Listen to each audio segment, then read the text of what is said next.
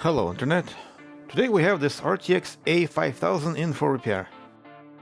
Customer said that there are some knocked off components, so I guess we're gonna have some issues with voltages at the very least. Most of the time components get shaved off the back of the card, but I still want to open it up so we can have a look inside, as applying new pads is almost always part of the plan. Do I really look like a guy with a plan? Oh, no you don't. Once inside, everything looks untouched, which increases the chances of a successful repair. So, I'll jump straight into the resistance measurements, which are available on my Discord server if you're interested. And since I haven't found anything shorted, let's have a quick look around and see if we can find any damage. What we're looking for is larger components. Any scratches or dents on those components will point us to the general area of where to look closer. Once you identify one of those components, start scanning for smaller components nearby. Shortly after, we're missing this diode, a resistor that's half ripped off the board, as well as this capacitor and the U-gate, and maybe a few more other things.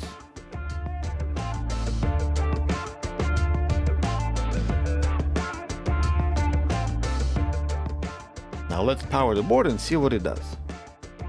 We have 1.8, 5, but there's no core voltage, and anything that goes after that will also be missing.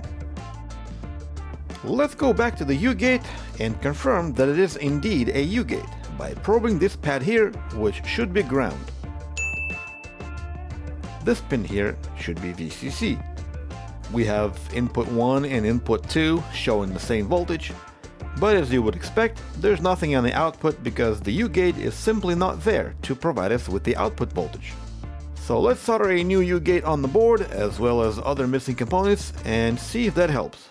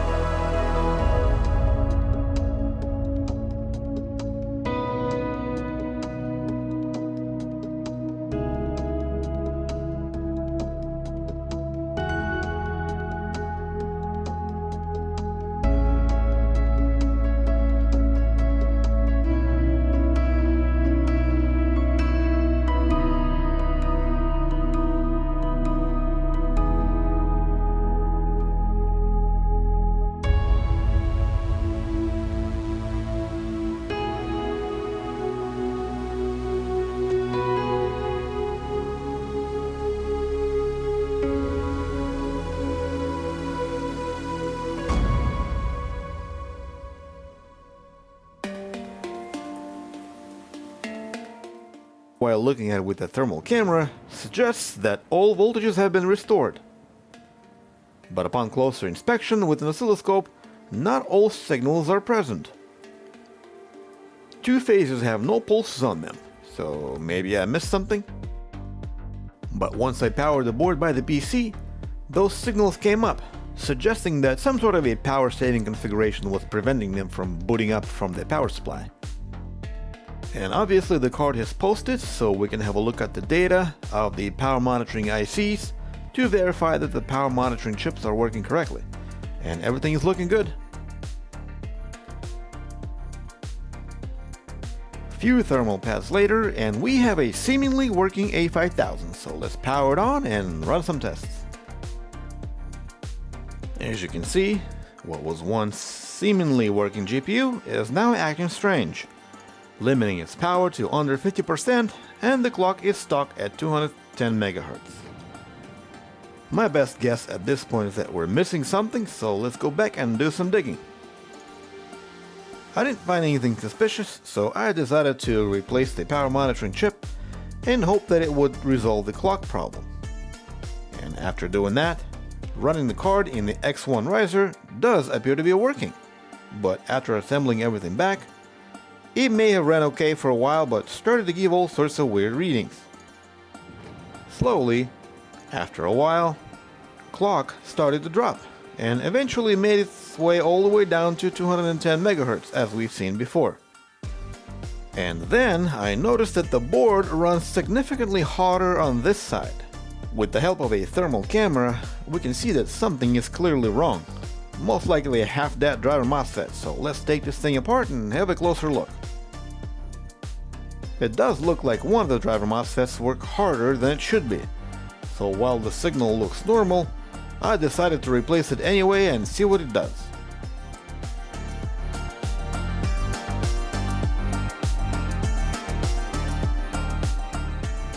Once the driver MOSFET was replaced, running the card for a while showed very similar results, so basically nothing changed.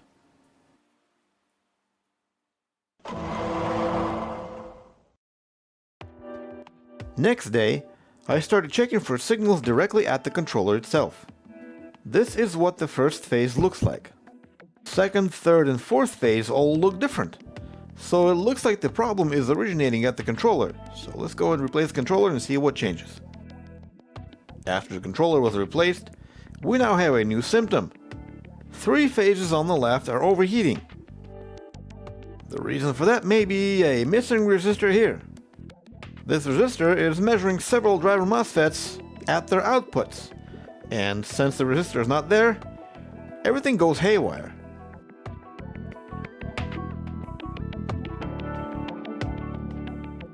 With the resistor replaced, things appear to be stable and the thermal camera shows us the proof. Memory, for example, looks clean, but the next phase down shows some sort of echoes, and the further away we go, the better. This here, for example, is the cleanest phase of all, and I need all of them to look exactly like that. Usually, noise is caused by the issues with 12 volt coming into the driver MOSFET. And what complicates the diagnostic is that there are 2 separate 12 volts that are feeding into these driver MOSFETs. The main source 12 volt is normal, but this pin here, we're getting 11 volt. To further complicate the problem, none of the board view files are helping me, so to identify the source for that 12 volt, I had to solder a resistor to get that 12 volt from somewhere else. But that didn't help. On top of that, after poking around long enough, card stopped powering at all, and the thermal camera now shows some kind of a heat spot here, which is a resistor that reads 450 ohms.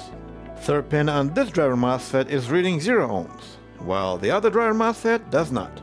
Kinda hard to tell what died, the driver MOSFET or the capacitor, so let's do the easy thing first and remove the capacitor.